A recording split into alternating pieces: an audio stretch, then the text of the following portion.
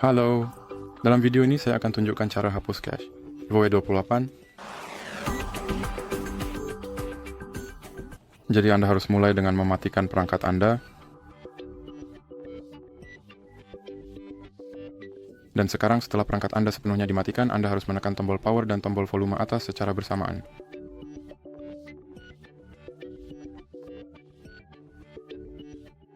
Di sini gunakan tombol volume navigasi ke mode pemulihan, lalu tekan tombol power untuk memilih. Sekarang dari sini pilih hapus data dan kemudian klik pada hapus cache. Sekarang klik OK dan klik kembali.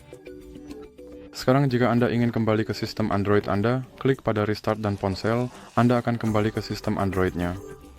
Jadi, itu saja untuk video ini. Jika Anda menyukainya, silakan ingat untuk memberi like dan berlangganan